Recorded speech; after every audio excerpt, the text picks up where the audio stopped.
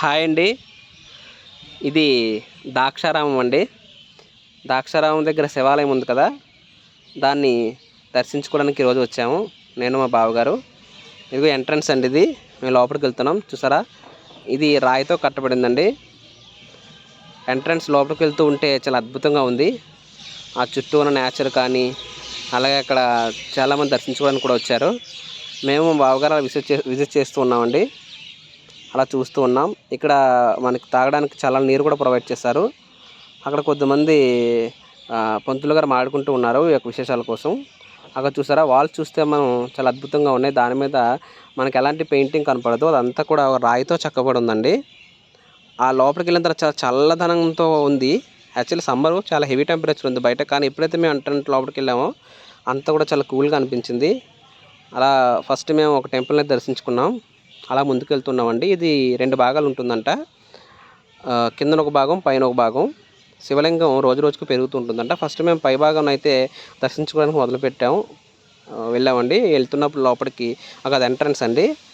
చూస్తారా, ఇదంతా కూడా మనకి ఇలా నంది ఉంది. లోపలికి వెళ్ళామండి మేము. అక్కడ పూజారి గారు అయితే మాకు పూజలు చేస్తూ ఉన్నారు.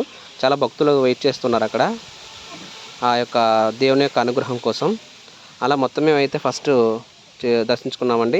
అక్కడి నుంచి బయటకు వచ్చిన తర్వాత లోపల పై భాగం చూస్తూ ఉంటే ఆ చుట్టుపక్కలంతా చాలా అద్భుతంగా ఉందండి.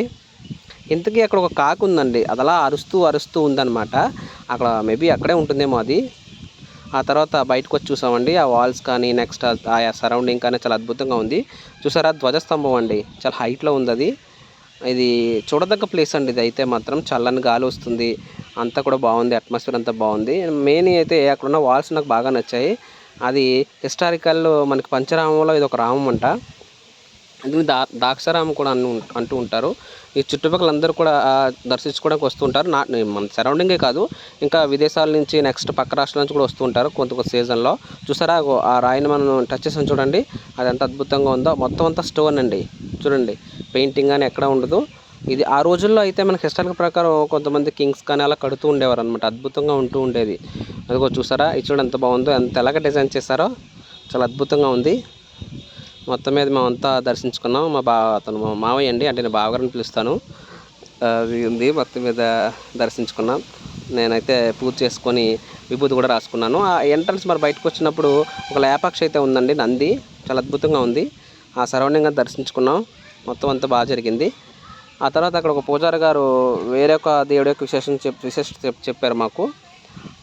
తర్వాత అక్కడ కూడా దర్శించుకున్నామండి. ఆ పక్కన ఒకళ్ళు అడిగితే పక్కన కోనేరు చూపించారండి. ఆ కోనేరు ఎంట్రన్స్ అయితే అద్భుతంగా ఉందండి. వెళ్ళామండి లోపలికి. చూసారా, అదంతా కోనేరు అనమాట. అదిగోండి, అది వాటరు అంటే స్నానాలు చేస్తారనుకుంటా. మేమైతే మార్నింగ్ దర్శించుకోవడం వల్ల ఎవరు అక్కడ లేరు, కానీ విజిట్ చేయడానికి అయితే బాగుంది. అదంతా చూసామండి. అదిగో చాలా అద్భుతంగా ఉందండి.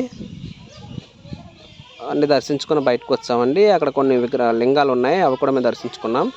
ఎట్టకేకులకు మాకు చాలా ఆకలి వేసింది. ఎక్కడ అని చూస్తే అప్పుడు అడ్రస్ చెప్పారు, అన్న సమారాధనకి అక్కడికి వెళ్ళామండి. ఇదిగో మా బావగారు కూడా ఇక్కడ వెయిట్ చేస్తున్నారు, ఎప్పుడు భోజనం పెడతారా అని. అదిగో ఇంకా భోజనం రాలేదు, మేము అందరం వెయిట్ చేస్తున్నాం. అంతలో ఒక బామ్మగారి చేతిలో ఒక బూరు ఉందండి.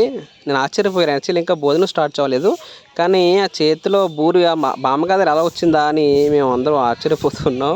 సడన్గా తెలియకుండా తీసేవాళ్ళండి, అది జస్ట్ ఫర్ ఫన్. అదండి. నెక్స్ట్ అలా వేస్ట్ కొలది మొత్తం మీద వచ్చారండి, నేమ్ రాసుకున్నారు. ఒక ఆవిడ వచ్చి వడ్డించిందండి.